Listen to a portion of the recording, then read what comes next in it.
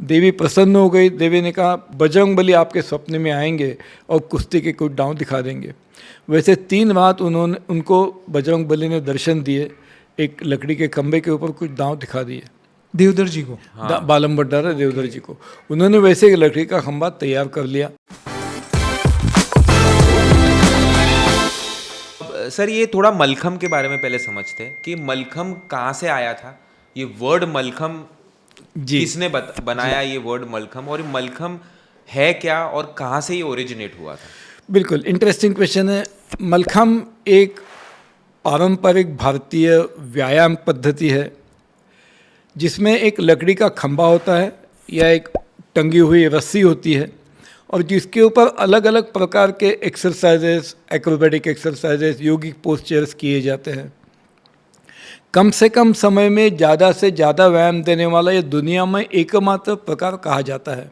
कम से कम समय, minimum time, maximum exercise to each and every part of the body. तो बाकी सभी खेल जो है वो ग्राउंड लेवल पे ही खेले जाते हैं, जैसे कबड्डी हो, खो खो या क्रिकेट हो, फुटबॉल हो, वॉलीबॉल हो। लेकिन ये खेल है ज़मीन के ऊपर 2 फीट, 4 फीट, 8 फीट, 10 फीट की ऊंचाई पर खेला जाता है। तो बाकी सभी खेलों में भी जो बेसिक एबिलिटीज़ लगती है जैसे strength, stamina, speed, endurance, flexibility, neuromuscular coordination, balance, confidence, courage, ये सभी मेंटल फिजिकल एबिलिटीज़ मलखम पर बहुत अच्छे ढंग से डेवलप की जा सकती है। तो सारे बॉडी पार्ट यूज हो जाते हैं। All body parts are used. और इतना ही नहीं, not only external muscles but the internal system जो है, रेस्पिरेटरी है, सर्कुलेटरी है, डाइजेस्टिव है, इनको भी बड़ा अच्छा व्यायाम मिलता है। और सर ने मलखम पता है कौन से एज से स्टार्ट की थी?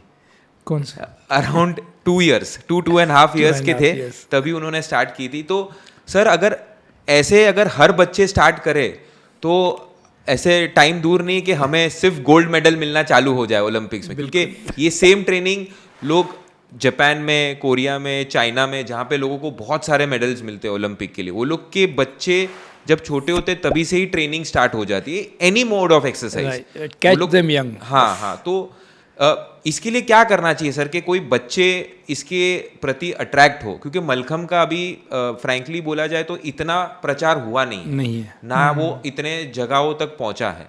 तो क्या करना चाहिए सर? आपके दिमाग में कोई आइडियाज़ हो कि कैसे हम इसे पहुंचा सकते हैं? बेसिकली मलखम को ना ज़्यादा मैदान नहीं लगता है, बहुत बड़ा मैदान चाहिए ऐसा नहीं है, ज़्यादा कॉस्टली इक्विपमेंट नहीं है, सिर्फ एक लकड़ी का खंभा है। बस इस रूम में, एक 15 बाय 20 के रूम में भी हम मलखम सिखा सकते हैं, मलखम कर सकते हैं। तो लोगों को मलखम के बारे में जानकारी ज़्यादा से ज़्यादा दी जानी चाहिए।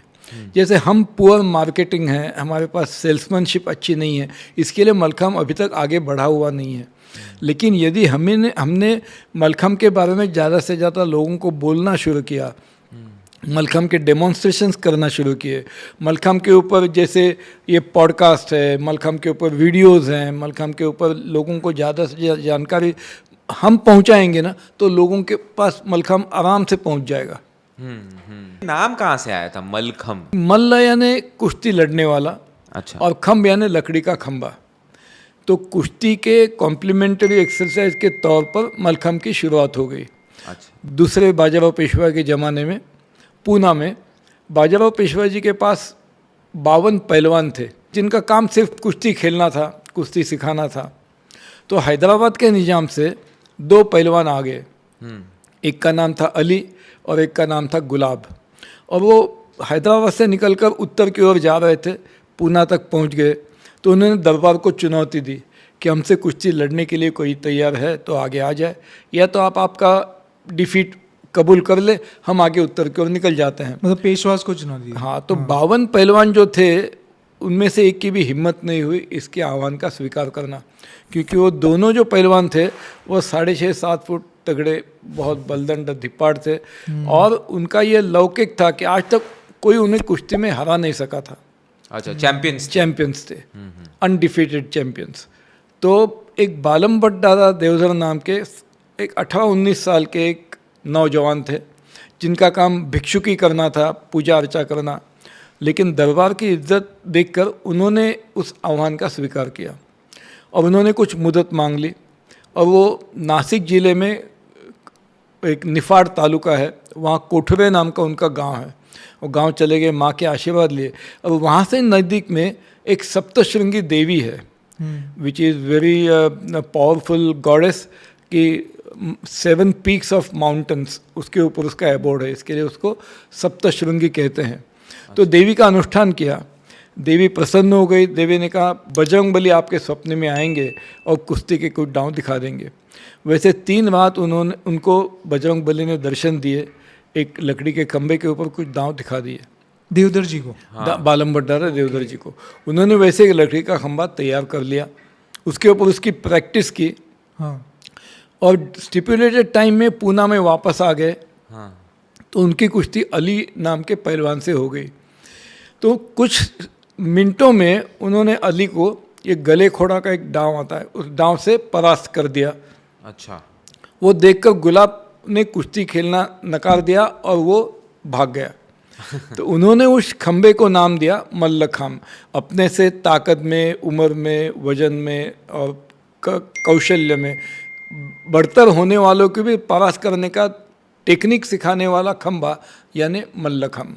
करेक्ट। पर उन्होंने देवधर जी ने उनको हराया कुश्ती में अली को। और कुश्ती के दांव का अभ्यास उन्होंने किया मलखम लकड़ी के खंबे के ऊपर, जिसको उन्होंने मलखम ये नाम दे दिया। करेक्ट। मतलब ऐसा मलखम आप एक बार ट्रेन हो जाते हो तो आप फिर कोई भी टाइप के एक्टिविटीज में आप बहुत एफिशिएंट हो जाते हो। It develops your confidence. Correct. It develops your coordination, it develops your strength, stamina. वैसे तो मलखम का जिक्र बहुत पहले से हमें मिलता है। जैसे बजरंगबली वो रामायण महाभारत काल से है, तो मलखम तभी से अस्तित्व में था, ये कहते हैं। हजारों साल पहले एक कपाल कुरंटक योग है, एक एपिक है, जिसमें रज्जु योगा नाम से दिया है कि एक रस्सी के ऊपर कैसे आसन किए जा सकते हैं। वैसे तमिलनाडु में भी कुछ केव्स में कुछ मूर्तियाँ पाई गई हैं जो हजारों साल पहले की है, और वो मलखम जैसे व्यायाम करती हैं। यहाँ एक 1135 में सोमेश्वर चालुक्य ने लिखा हुआ एक मानसोल्लास करके ग्रंथ है। मानसोल्लास में इसका जिक्र किया गया है, एक पिक्टोरियल रिप्रेजेंटेशन है उस समय मलखम कैसे किया जाता था। अच्छा। तो मैं जब पुरी में गया था, जगन्नाथपुरी में, तो वहाँ जगन्नाथ मंदिर के बाजू में एक जगन्नाथ वल्लभ अखाड़ा था। तो मुझे मालूम पड़ा कि वहाँ पर मलखम सिखाया जाता है। तो मेरा काम पूरा होने के बाद शाम को वहाँ चला गया। तो उन्होंने कहा कि यहाँ सुबह 5 बजे एक आदमी आता है और मलखम करता है। तो मैंने मेरा टिकट कैंसिल करवा दिया, दूसरे दिन का टिकट निकाला और दूसरे दिन सुबह 5 बजे वहाँ पहुँच गया मैं। तो एक लक्ष्मीधर भोई नाम का एक 65 साल का हट्टा कट्टा आदमी वहाँ आया था, एक धोती पहना था छोटी सी। तो एक सुपारी के पेड़ के ऊपर उन्होंने मुझे मलखम करके दिखाया। तो मैंने पूछा उसको, ये आपको किसने सिखाया? तो उसने कहा कि ये मेरे दादाजी है, उन्होंने मुझे सिखाया। तो उनको किसने सिखाया? तो उनके दादाजी ने उनको सिखाया। तो जब से ये जगन्नाथपुरी का मंदिर यहाँ है, तब से जगन्नाथ वल्लभ अखाड़ा है और तब से यहाँ मलखम की प्रैक्टिस की जाती है। यानी 700 साल का इतिहास उसने मुझे बता दिया। और हम कहते हैं कि 200-250 साल पहले बालम भट्टारा देवधर जी ने मलखम को जन्म दिया। यानी उसका ये जो विविध फॉर्म्स में उसका अस्तित्व उसके पहले से भी था। और उसके बाद अनफॉर्चुनेटली ब्रिटिशों ने पेशवा को पराभूत कर दिया और उनको सालिना 3 लाख तनख्वाह देकर उनको कानपुर के पास एक ब्रह्मावर्त नाम की जगह है, वहाँ रख दिया। तो उस समय ऐसे ट्रेन या बसेस या कार्स नहीं थी, पैदल चल के ही जाना पड़ता था। तो पेशवा जी जिस रास्ते से पूना से ब्रह्मावर्त तक गए, उनके साथ बालम भट्टारा देवधर जी भी थे। तो पूना से सूरत, सूरत से बड़ौदा, बड़ौदा से अहमदाबाद, अहमदाबाद से देवास, देवास से उज्जैन, इंदौर, ग्वालियर, वाराणसी, कानपुर, झांसी और कानपुर।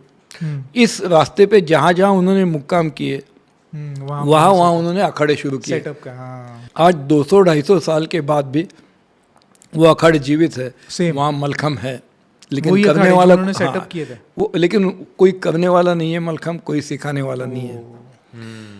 तो उस समय उन्होंने मलखम का बहुत प्रचार किया, महाराष्ट्र, गुजरात, मध्य प्रदेश, उत्तर प्रदेश तक। उनकी जो पूरी शिष्य परंपरा थी उन्होंने भी मलखम्ब बहुत आगे बढ़ाया। महाराष्ट्र, गुजरात, मध्य प्रदेश, उत्तर प्रदेश तक उनकी जो पूरी शिष्य परंपरा थी, उन्होंने भी मलखम्ब बहुत आगे बढ़ाया।